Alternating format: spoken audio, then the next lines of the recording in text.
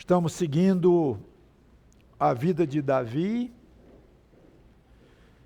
e estou tentando acompanhar perto, aprendendo algumas lições de uma maneira diferente de pregar, que é meu costume, um texto pequeno e entrar fundo no texto. E dessa vez estamos indo mais panoramicamente, não chega a ser temática, mas é expositiva, mas mais panorâmica, com menos detalhes, que assim eu iria demorar demais na vida de Davi, mais do que eu gostaria, e pelo menos nós vamos ter os pontos mais destacados que eu acho que vale a pena. Então, vamos a 1 Samuel, capítulo 18.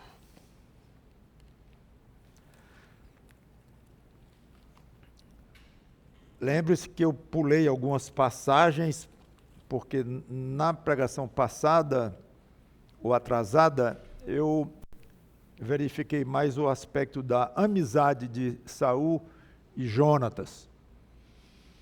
E até fiquei de voltar algumas passagens para seguirmos na sequência.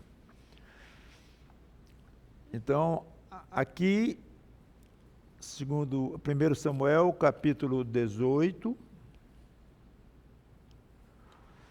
dos versículos 1 a 4, já lemos, que fala do início da amizade de Davi com Jonatas, e já falamos isso o suficiente. Então vamos pegar do versículo 5 ao 16. Saía Davi onde quer que Saul o enviava e se conduzia com prudência, de modo que Saul o pôs sobre tropas do seu exército, e ele era benquisto de todo o povo e até dos próprios servos de Saul. Sucedeu, porém, que vindo Saul e seu exército, e voltando também Davi de ferir os filisteus, as mulheres de todas as cidades de Israel saíram ao encontro do rei Saul, cantando e dançando com tambores, com júbilo e com instrumentos de música. As mulheres se alegravam e cantando alternadamente diziam: Saul feriu os seus milhares, porém Davi os seus 10 milhares. Então Saul se indignou muito, pois estas palavras lhe desagradaram em extremo. E disse: 10 milhares deram elas a Davi, e a mim somente milhares? Na verdade, que lhe falta, senão o reino? Daquele dia em diante, Saul não via a Davi com bons olhos. No dia seguinte, um espírito maligno da parte de Deus se apossou de Davi, que teve uma crise de raiva em casa. E Davi, como nos outros dias, dedilhava a harpa.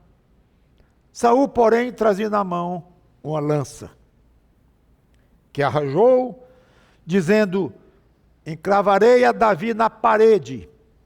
Porém, Davi se desviou dele por 2 vezes. Saul temia a Davi, porque o Senhor era com este e se tinha retirado de Saul. Pelo que Saul o afastou de si e o pôs por chefe de 1000. Ele fazia saídas e entradas militares diante do povo. Davi lograva bom êxito em todos os seus empreendimentos, pois o Senhor era com ele. Então, vendo Saul que Davi lograva bom êxito, tinha medo dele. Porém, todo Israel e Judá amavam Davi, porque fazia saídas e entradas militares diante deles. Vamos orar.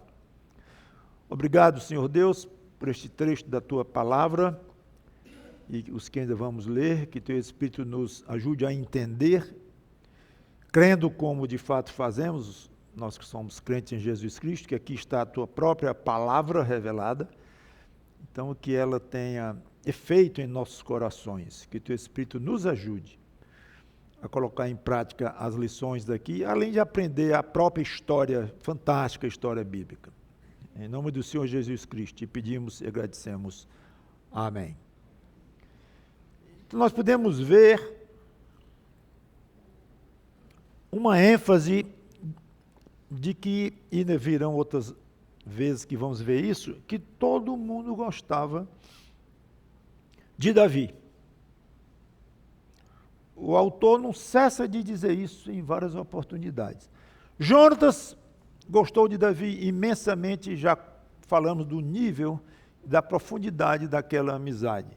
Os colegas da corte de Saul, os que estavam em torno do rei, onde Davi também estava, os colegas gostavam de Saul, de Davi.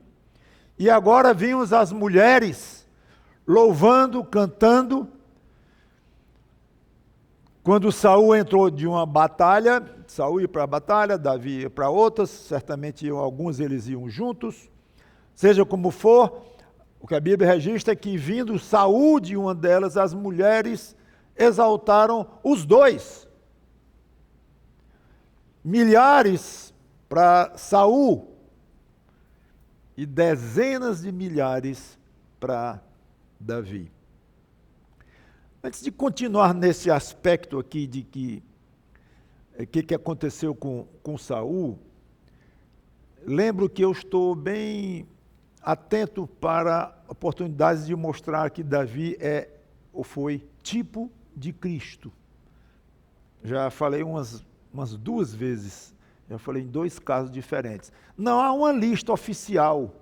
Davi foi tipo de Cristo nisso, naquilo, não. E cada um vê com o seu olhar, tira suas conclusões.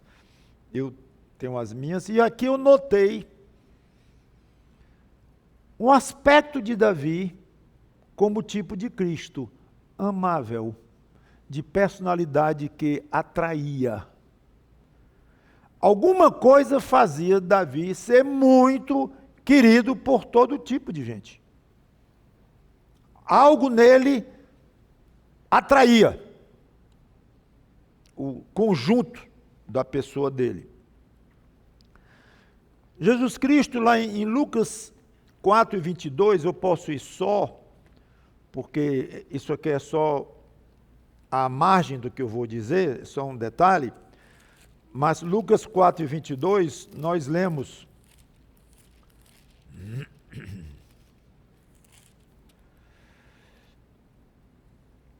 todos lhe davam testemunho, falando de Jesus Cristo agora, e se maravilhavam das palavras de graça que lhes saíam dos lábios. E perguntavam: não é este o filho de José? Andando mais um pouco lá para o capítulo 19, nós lemos no 47, diz: diariamente Jesus ensinava no templo, mas os principais sacerdotes, os escribas e os maiorais do povo procuravam eliminá-lo. Contudo, não atinavam em como fazê-lo, porque todo o povo, ao ouvi-lo, ficava dominado por ele. Eu fui pesquisar essa palavra dominado no hebraico. Não gostei muito da tradução, não, dá uma ideia muito forte. Significa pender, inclinar, ficar atraído por. Esse é o sentido. Então, Jesus, quando falava, fazia com que as pessoas se inclinassem para ele, gostassem dele, fossem atraídos por ele. Este que é o sentido. Davi devia ser, além de extremamente, usar uma palavra, carismático, no sentido de ter muito carisma, não exatamente pelo motivo de Jesus Cristo, mas eu queria observar esse aspecto de que era desejável. Lá em Cantares 5,16, raramente eu leio alguma coisa de Cantares, mas a mulher que lá tem, que seria a noiva falando para o seu noivo, Salomão e tal, o seu falar é muitíssimo doce. Muitos veem aqui o livro quase inteiro, não sei se concordo muito, como sendo todo o livro, sem exceção, uma parábola dirigida a Jesus e à igreja como a sua noiva. Alguns levam tanto longe, isso aí eu não sei se eu concordo muito. Porém, é claro que é muito interessante o paralelo entre muitas coisas que o noivo diz, que a noiva diz, e podemos aplicar para Jesus Cristo. Mas eu acho que não é nem uma aplicação, é que ali é o próprio Jesus Cristo e é a própria igreja falando, não sei bem. Seja como for, a noiva diz do noivo. Então, aplicativamente, nós, crentes a Jesus Cristo, o seu falar é muitíssimo doce. Sim, ele é totalmente desejável. Tal é o meu amado, tal o meu esposo, ó filhas de Jerusalém. Então, continuando, Davi, além de muito atraente na sua personalidade, devia ser extremamente eficiente na batalha, como guerreiro. E Davi também, Saul também era um bom guerreiro. Às vezes que fala de Saul é como um bom guerreiro. Não era um bom servo de Deus, que é outra história. Mas um bom guerreiro ele era. Talvez não mais do que isso, um bom guerreiro. E Davi é óbvio que ele se sobressaía bastante. Então Saul não suportou a avaliação mais fraca que deram a Davi. Saul era o rei, né? Ficou com um ciúme mortal e tentou matá-lo com a lança, como vocês viram, que foi a primeira tentativa dele matar Davi com a lança, que aliás fala que 2 vezes Davi se desviou. Então foram 2 lanças que ele deve ter jogado lá contra ele. É curioso que Saul era um homem perturbado, espiritualmente desequilibrado, passou a ser, quando o Espírito Santo se retirou dele e um espírito maligno o atormentava. Obviamente isso entrou na mente também. Mas perturbado ou não, eu gosto de observar que ele mostrou um defeito humano que você tem. Não preciso lhe conhecer. Que eu tenho, não precisam me conhecer. Todos nós temos esse defeito em maior grau ou menos grau, mas temos. Não é suficiente nós sermos considerados bons. Nós temos que ser avaliados melhores do que os outros. Se vem 2 mocinhas cantarem na igreja aqui, ou 2 rapazes, e alguém disser na frente de um, parabéns, você cantou muito bem, obrigado, ficou elogiado. Mas se disser para o outro, parabéns, você cantou de uma maneira que eu nunca ouvi nesta igreja alguém cantar igual. Arrasou, acabou. Aquele outro, ou aquela outra, vai lutar muito, muito contra a sua mente, sua cabeça, o seu ego, a sua carne. Vai lutar, não tem jeito. O aluno lá tira 9 na prova e é elogiado pelo professor em público. Aí o que tirou 10 é elogiado de uma maneira muito maior do que o que tirou 9, que foi elogiado. Não interessa. Se sentiu humilhado pelo que tirou 10. É terrível isso em nós, mas nós somos assim. Não precisa ser um Saul desequilibrado e nem dominado por um espírito maligno. Basta a nossa carne para nos fazer extremamente defeituosos, e esse defeito aqui é asqueroso. Até porque Saul foi elogiado, não esqueçam, mas era rei, a posição dele. Um ciúmezinho lá dentro, até que ainda vai, mas como eu disse, a gente luta contra isso. Eu acho que eu não consigo dizer, tire isso de dentro de você, deixe uma pessoa ser altamente elogiada ao seu lado, mesmo que você também tenha sido, mas se a outra é mais ainda, encare isso com naturalidade. E eu não consigo dizer assim, porque o que eu consigo dizer é, lute, porque você vai sofrer um pouco ou muito. Depende da personalidade, do orgulho, do ego, da vaidade, depende. Mas na minha experiência de vida nessas coisas, mas eu não consigo imaginar alguém ouvindo algo desse tipo e sair totalmente tranquilo. Ainda mais quando o elogio veio de alguém que interessa. É pesado. Então, lute. Peça a Deus, confesse a Ele, diga, Senhor, tire isso de mim, porque isso não é bom. E não é mesmo. Acabou-se. Vamos encarar. Olha, o importante é cada um ser o melhor servo de Cristo que puder. E aprovado por Deus. Ponto.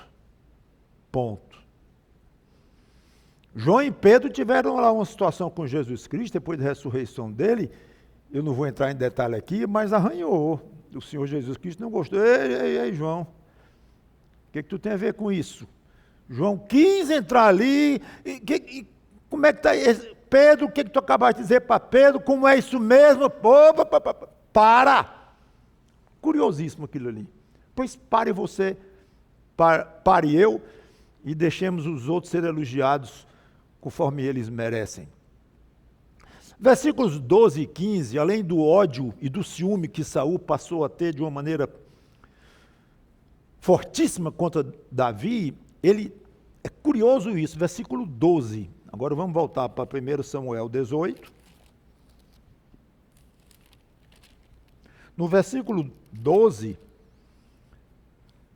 não sei se vocês notaram, Saul temia a Davi. Não era raiva, não era ódio, não era ciúme, era isso tudinho. Mas aqui o autor sagrado acrescenta mais um sentimento curioso. Porque talvez o normal seria, Davi começou a ter medo de Saul. É óbvio, o rei, na hora de um jantar, na casa do rei, pega uma lança e larga em cima dele para perfurá-lo contra uma parede. Quem é que vai ter medo de quem? Mas as coisas de Deus são assim. Muitas são o contrário. Então, Saul, o rei poderoso, que estava querendo matar o outro, começou a ter medo de Davi. Davi não dizia uma palavra contra o rei. E é uma coisa que nós vamos ver espetacular na vida de Davi. A honra que ele sempre deu a Saul, amalucado ou não, possesso ou não. Mas vamos ver isso várias e várias vezes. Mas Saul temia a Davi. Por quê? Porque Davi podia se zangar um dia e com um murro só podia matar o Saul, muito mais velho do que ele. Bufo! Do jeito que ele era um grande guerreiro.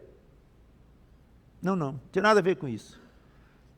Os medos que mais maltratam não são os medos físicos, não, viu? Saul temia Davi. Por que, Saul? Porque o Senhor era com este Davi e se tinha retirado de Saul. Este era o ponto. Versículo 15. Então, vendo Saul que Davi lograva bom êxito, tinha medo dele. 2 vezes, um versículo perto do outro. Medo. Fui lá para o hebraico. Sim, tem o sentido de medo, como nós conhecemos medo. Mas, além disso, há um aspecto, no grego também tem esse aspecto, de respeito, admiração, temor, reverência. Então, é provável que aqui seja o caso. Eu acho que era o caso, inclusive. Sabe, vocês já ouviram muito alguém explicar, temos que temer a Deus, o temor a Deus é o princípio da sabedoria. Pois é, ter pavor de Deus é o princípio da sabedoria. Não tem nada a ver. O respeito, a reverência e o conhecimento de que Deus é um Deus poderoso e zeloso pelo nome dele, que odeia pecado, ama a santidade. Este é o Deus em que nós devemos reverenciar. E se não reverenciarmos, se não respeitarmos esse Deus, é bom começar a ter medo. Então o medo pode caber sim na concepção de temor, mas vem lá no fim. não do contrário. E quem respeita Deus de fato, e reverencia Deus, e ama Deus, e obedece como Ele quer, o fator medo nem aparece. Eu acho que aqui, opinião minha, Saul não estava morrendo de medo de Davi no aspecto físico de Davi contra ele fisicamente. Não. Era uma reverência, um respeito, uma certeza de que aquele homem estava protegido pelo mesmo Deus que o havia abandonado, Saul. Esses dois fatores, obviamente, pesaram muito. Primeiro, ele sabia, reconhecia que Deus estava com ele. Segundo, Deus não estava com ele. Era o contrário, uma antítese. Isso gerou medo. Como se fosse assim, penso eu, isso vai dar errado para mim. Eu acho que foi mais ou menos, isso vai dar errado para mim. Não vai dar certo. Não precisa Davi meter uma espada no meu peito, não. E nem me espetar com a lança como eu quero fazer. Não precisa. Mas Deus está com ele, isso vai pesar contra mim. Isso não vai dar certo para mim. O pior, não sei nem se é pior ou é melhor, é que ele tinha razão. Era um temor totalmente compreensível. Se qualquer de nós estivesse lá, não é para dizer que é isso, Davi, não tem esse temor todo de Davi, não. Então, se alguém dissesse, teria sido um péssimo conselho. Se você é alguém do qual se pode dizer, Deus é com fulano, aí está um crente fiel, está ali um servo fiel, está ali uma serva fiel, está ali alguém que teme a Deus, está ali alguém que nós podemos dizer, Deus é com ele, ou Deus é com ela, é melhor as pessoas temerem essa pessoa. No sentido que eu falei. Sabe por quê? Porque Deus vai defender aquele servo fiel. Vai ser o protetor dele ou dela. Porque ele se agrada dele ou dela. Então, é bom você ou ninguém fazer mal, agredir, ferir alguém que ama, respeita e obedece a Deus. É bom temer alguém assim.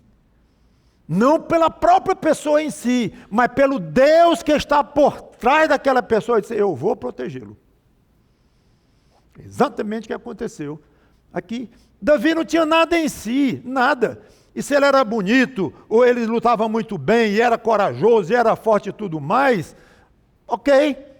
Mas recebeu de quem isso? Até os aspectos físicos que você tem, que eu tenho, vem de Deus.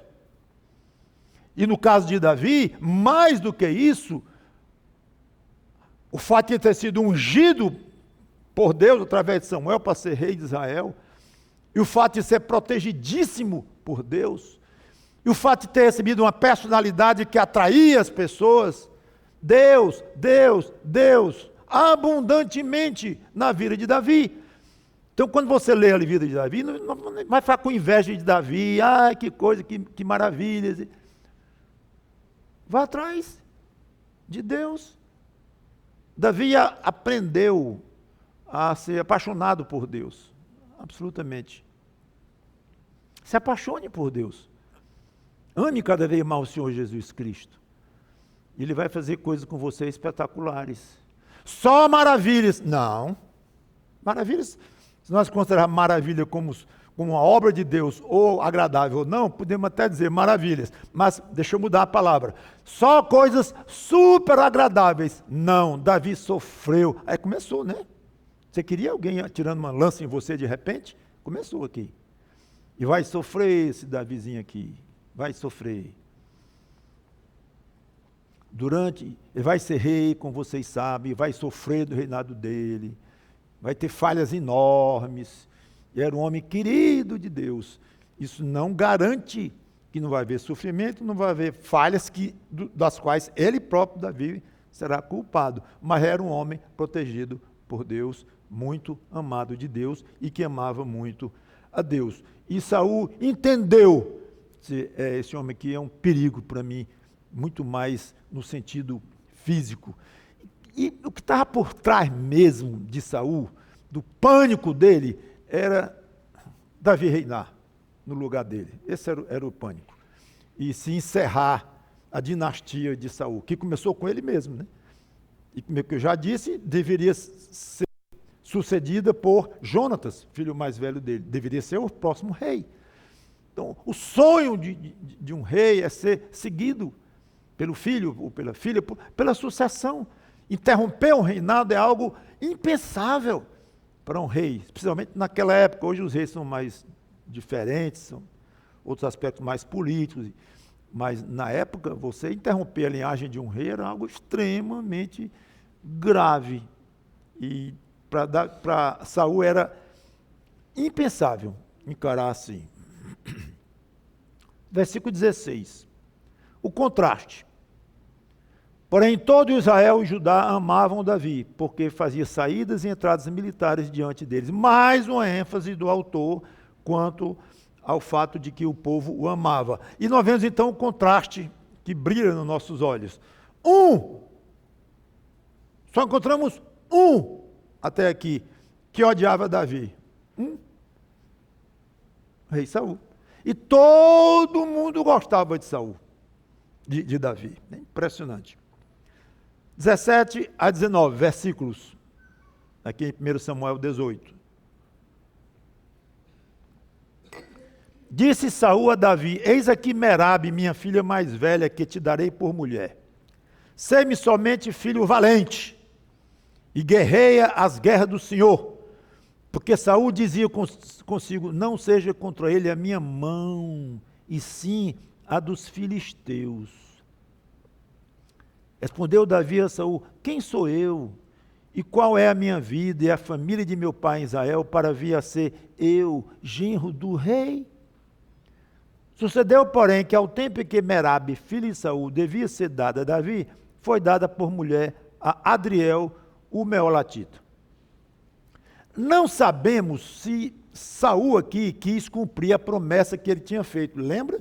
Quando Golias estava ameaçando o exército de Israel, e disseram para Davi: o rei disse que quem enfrentar derrotar esse gigante aí, o rei vai dar uma filha dele para casar. Está lá. Mas aqui não comenta se foi ou não foi em função daquela promessa. Seja como for, Saul promete a filha mais velha e tinha apenas uma exigência: uma intensa participação de Davi nas batalhas. Tem uma coisa aqui que ferve o pescoço de chateação com relação a esse Saul. Sabe o que foi? Pelo menos eu sou assim. Sê-me somente filho valente e guerreia as guerras do Senhor. Hipócrita! Não queria saber coisa nenhuma do Senhor, ele queria matar o próprio ungido do Senhor, Davi.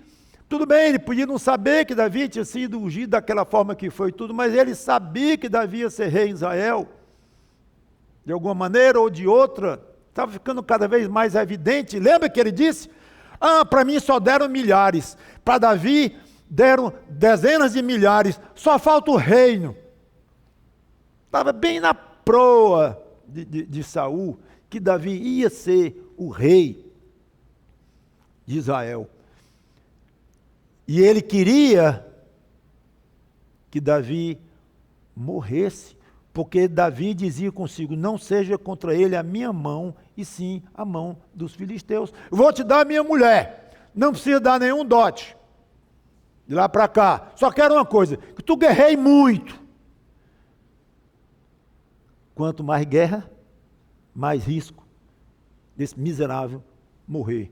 E não foi eu que matei, não foi minha lança, foi a lança de um filisteu. Estou livre, me livro desse inimigo e ninguém pode me acusar de coisa nenhuma. Agora, colocar o nome do Senhor nessa história, eu acho que eu não preciso nem aplicar, nem vou perder mesmo, um minuto, aplicando para uma multidão de pregadores, de pastores, de seja quem for, televisivos, youtubers e etc e tal, que falam o Senhor, o Senhor, o Senhor, o Senhor, o tempo todo com a boca cheia do nome do Senhor, e fazendo coisas absurdas contra o Senhor, muitas vezes na cara daqueles que estão ouvindo. Isso varia muito. Tem aqueles mais cínicos, em que é mais evidente, até chocante, um cidadão daquele falar no nome do Senhor Jesus Cristo. E às vezes é mais disfarçado, varia muito. Espero que você tenha a sensibilidade de perceber e deixar de lado pessoas assim. A verdade, sabe qual é? É que Saul nunca levou Deus a sério. Nunca. Muito bem. Davi resiste em ser genro do rei e ele diz, eu não tenho dinheiro para o dote. O costume era quando alguém ia casar com uma moça, como as moças também trabalhavam em casa e produziam para a família, então a perda de uma filha, do ponto de vista do pai, era perda de mão de obra. Você vai levar a minha filha e quem vai ficar trabalhando naquela terra que ela está trabalhando, naquele trabalho tal e tal. E aí, como é que eu fico? Então, basicamente, os dotes eram para isso. Era uma forma do noivo compensar o pai da noiva, que estava perdendo uma mão de obra, e ele compensava aquilo, então, com dinheiro, ou gado, ou terra, ou o que fosse. Quanto mais rico fosse o pai, mais rico fosse o outro, claro que os valores iam às alturas. No caso aqui, Saul, rei, e Davi, pobre, disse, não, eu não tenho condições, o que eu vou dar para ele? Ele se achou indigno, e a história acaba se abreviando, porque Saul não cumpriu coisa nenhuma. Tinha um dia marcado para entregar Merabe para Davi, e o rei da Merabe para outro. Nem judeu era. Pronto, é o que se sabe até aqui. E não sabemos se Davi se sentiu traído ou não, não sabemos. Vamos ver Mical entrando em cena. Agora sim, Mical foi importante na vida de Davi. Mas Mical, a outra filha de Saul, amava Davi. Em momento nenhum dizia que Merabe amava Saul. Ela ia ser dada como na época era comum. O filho está aqui a noiva, os pais combinavam e no interior ainda hoje tem um pouquinho disso aí, ou muito, não sei, é que o pai combina com o outro pai e um dá o filho para dar a filha para o filho do outro e toca para frente. E curioso é que muitos casamentos assim dão certo.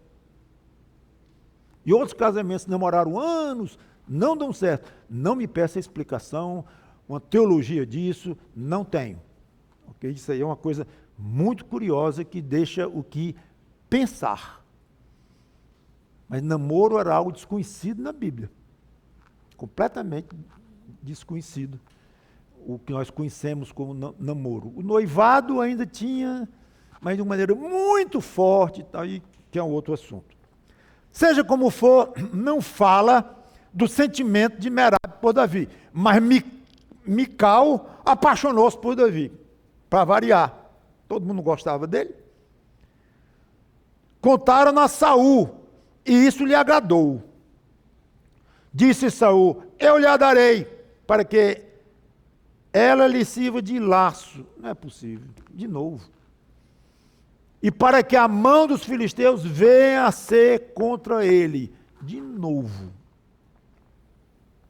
Pelo que Saul disse a Davi, com esta segunda serás hoje meu genro. Esquentou o negócio. Ordenou Saul aos seus servos, falai confidencialmente a Davi, dizendo, eis que o rei tem afeição por ti, e todos os seus servos te amam. Isso era verdade, a primeira parte não. Consente, pois, em ser genro do rei.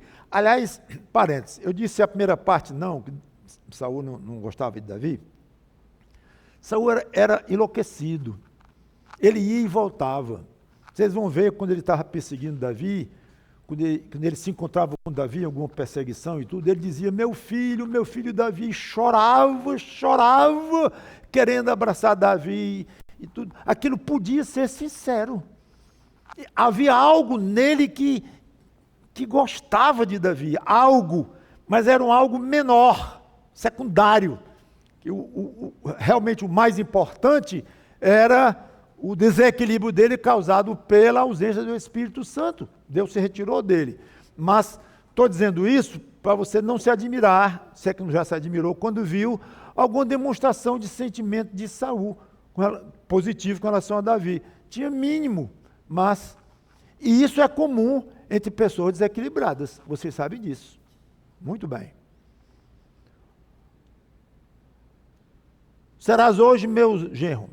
Então, dizer confidencialmente, o rei tem afeição por ti e todos os seus servos te amam. Consente, pois, em ser genro do rei.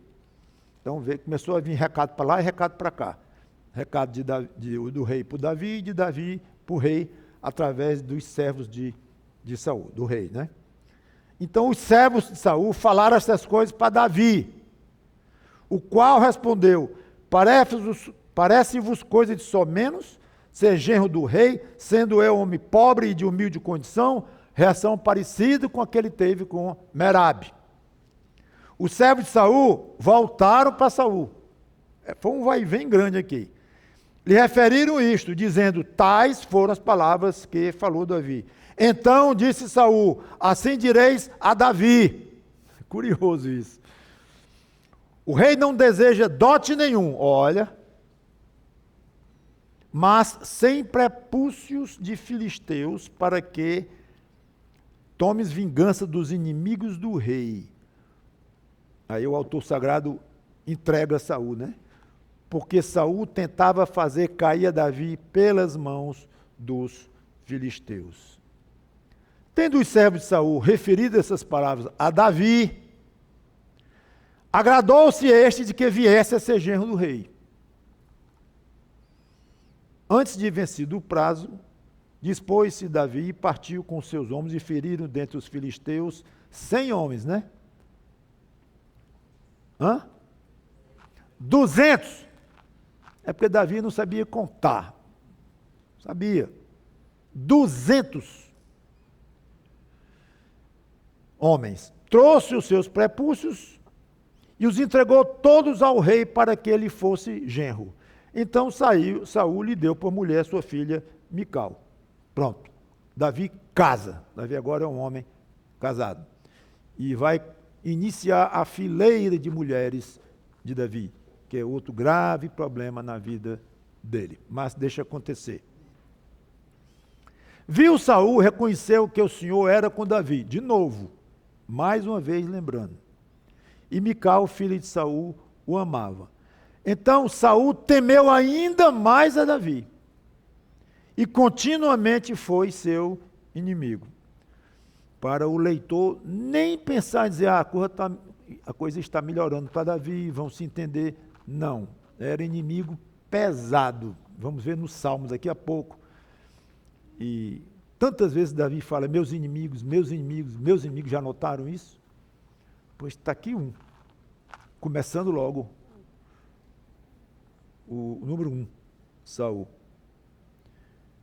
Cada vez que os príncipes dos filisteus saíam à batalha, daí lograva mais êxito do que todos os servos de Saul. Portanto, o seu nome se tornou muito estimado. Então, o que vemos aqui é Mical entrando em cena, depois de muita negociação. O rei concordou em dar sua filha para Davi. Davi resistiu, mais uma vez. Aí o rei disse, não quero dote. Basta matar 100 homens e provar que matou, através dos prepúcios deles. Não eram judeus, que não teriam prepúcios, teriam feito a circuncisão, mas os filisteus sim. Era uma maneira também de provar que não eram judeus. Basta 100. Davi é um homem muito violento, guerreiro, corajoso, assim vai. Gostou. Você viu que ele mudou de ideia. Davi passou a gostar da ideia de ser genro do rei. Ah, bom, matar 100 homens, isso aí é fácil. Davi era um homem de sangue. Vocês vão ver já já o que aconteceu por causa disso. Claro que para matar 100 homens, por mais guerreiro que Davi fosse e hábil, ele corria um risco enorme. Davi concordou com o pacto. Pronto. E lá foi Davi. E antes do prazo, ele tinha um prazo para entregar 100.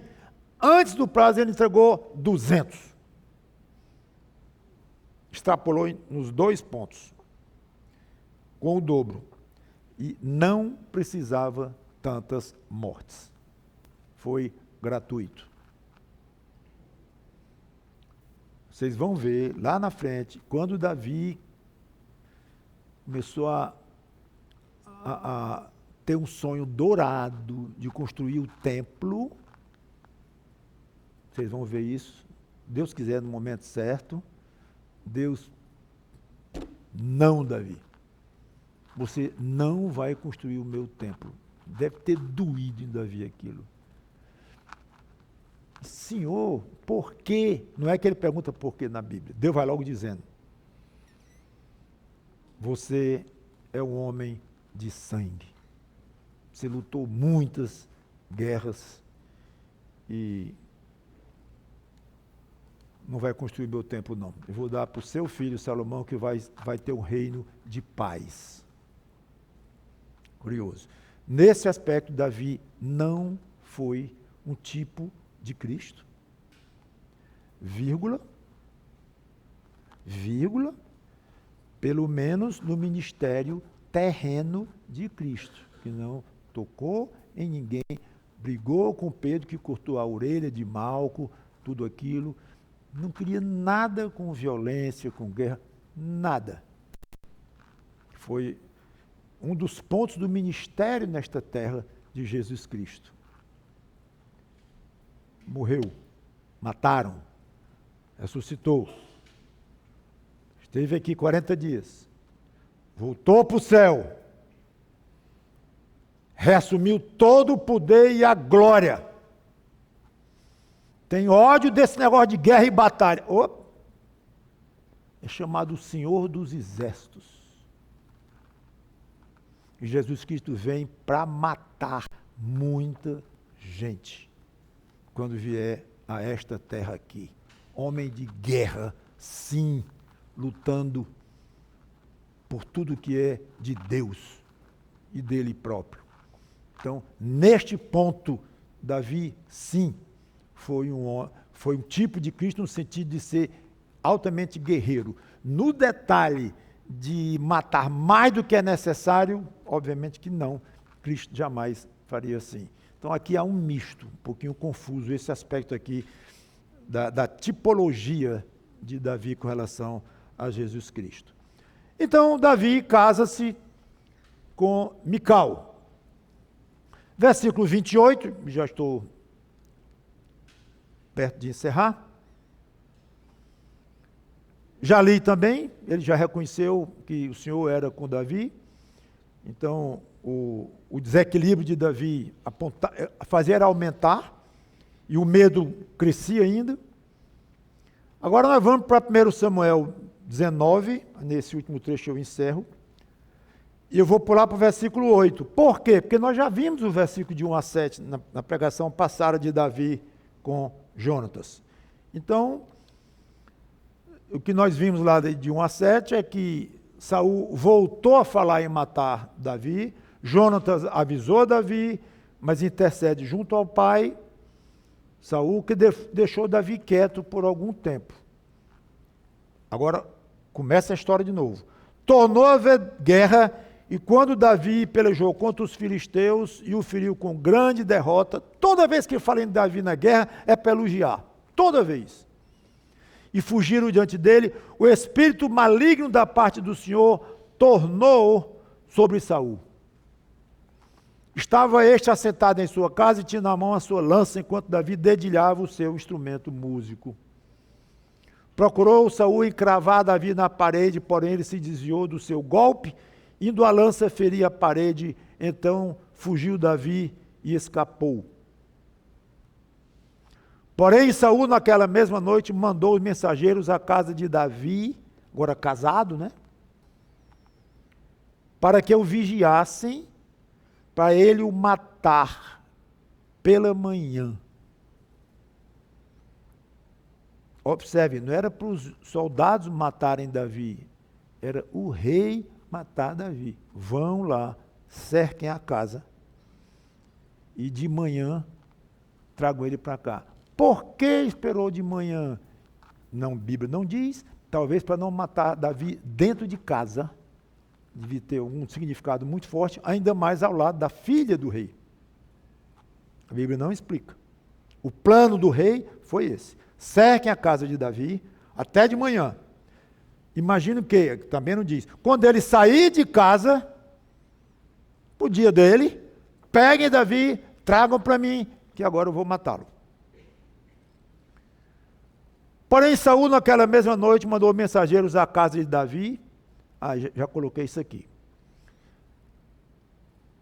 Para ele o matar. Disto soube Davi por Mical, sua mulher, estou no fim do 11, que ele disse, se não salvares a tua vida esta noite, amanhã serás morto. Então Mical desceu Davi por uma janela, e ele se foi, fugiu e escapou. Mical tomou o ídolo do lar e o deitou na cama, e pôs lá a cabeça um tecido de pelo de cabra e o cobriu com um manto. Tendo Davi enviado mensageiros que trouxesse a Davi, ela disse, está doente. Talvez o Davi não saía, eles bateram na porta ou entraram de alguma maneira, cadê o Davi? Cadê Davi? Temos que levar Davi para o rei, já de manhã. Está doente. Então Saul, veio do drama, né? Saul mandou mensageiros que viessem ordenando-lhes, porque aí eles foram a Saul, dizer, o senhor rei, o Davi está doente, o que a gente faz? Ele respondeu, trazei-mo mesmo na cama, para que o mate. Vindo, pois, os mensageiros, eis que estava na cama o ídolo do lar, e o tecido de pelo de cabra ao redor da sua cabeça, da cabeça do ídolo. Então disse Saul a Mical, por que assim me enganaste? Aqui já o rei dando um carão na filha. Por que me enganaste, deixaste ir e escapar o meu inimigo? Por acaso era marido dela, né? Respondeu-lhe Mical, porque ele me disse, deixa-me ir, senão eu te mato. Aqui é mentira, é engano, tem tudo aqui.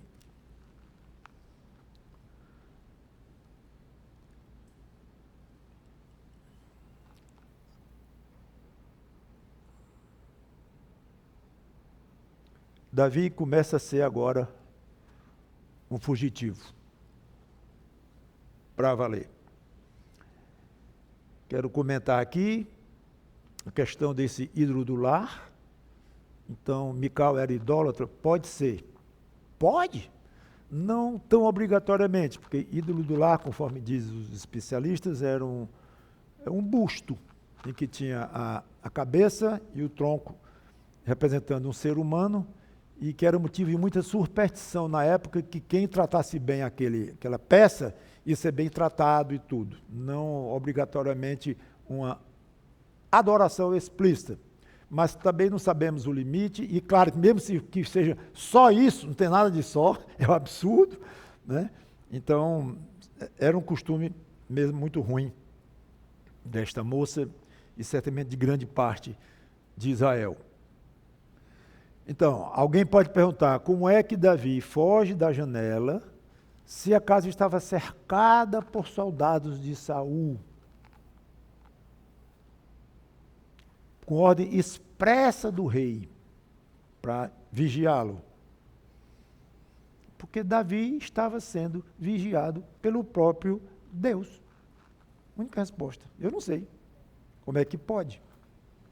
Cegou os que estavam de frente da janela de Davi, ou saíram ali para conversar com os outros, ou ele no banheiro, tem ocasiões assim na Bíblia também, eu não sei. Eu sei que Davi escapou fugindo de uma janela. Lembra de Paulo, lá na frente, né? Fugindo de uma janela. O servo de Deus, protegido por Deus. É curioso isso. mas assim foi. Então começa a vida de Davi, fugitivo, talvez por 10 anos, até Saul morrer. Nunca mais Davi viu Saul. E há uma curiosidade aqui, que com ela eu encerro. Davi fez um salmo naquela noite. E o próprio salmo diz que foi feito naquela noite. Eu vou encerrar lendo este salmo sem dar nenhuma explicação. Salmo 59.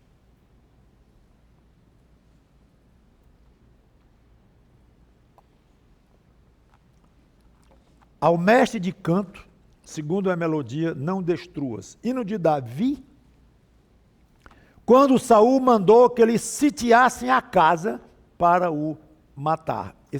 Esse texto aqui é Bíblia, não é dos editores, faz parte da Bíblia. Aí vem. Livra-me, Deus meu, dos meus inimigos. E como o salmo fica mais vivo, né? Põe-me acima do alcance dos meus adversários. Talvez olhando para os soldados lá embaixo. Não sei.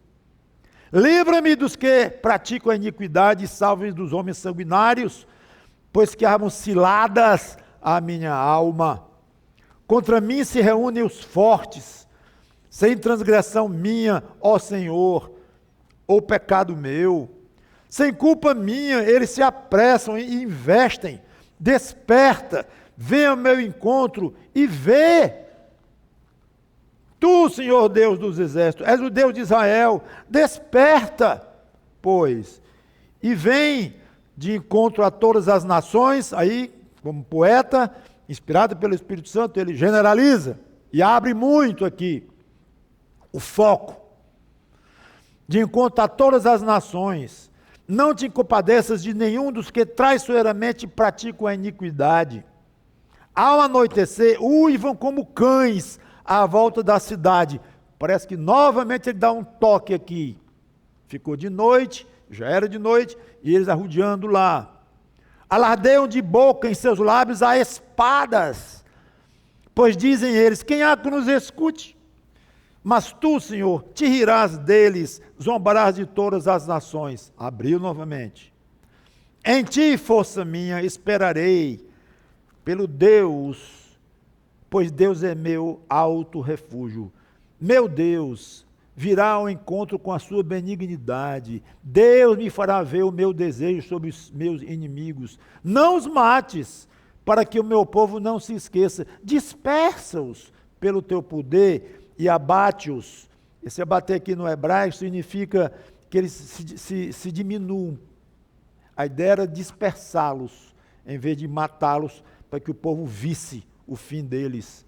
Ó Senhor, escudo nosso, pelo pecado de sua boca, pelas palavras dos seus lábios, na sua própria soberba sejam enredados, e pela abominação e mentiras que proferem. Consome-os com indignação, consome-os, de sorte que eles jamais existam e se saiba que reina Deus em Jacó.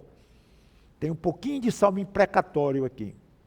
Até os confins da terra. Ao anoitecer, aí ele repete, uivam como cães à volta da cidade. Vagueiam à procura de comida e se não se fartam, então rosnam. Eu, porém, cantarei a tua força. Pela manhã, louvarei com alegria a tua misericórdia, que ele estaria então já em fuga. Pois tu me tens sido alto refúgio e proteção no dia da minha angústia. A ti, força minha, cantarei louvores, porque Deus é meu alto refúgio, é o Deus da minha misericórdia. Vamos orar. Obrigado, Senhor Deus, pelo Deus que tu és. Obrigado que tu és o nosso Deus, através do Senhor Jesus Cristo. Em nome dele te pedimos e te agradecemos. Amém.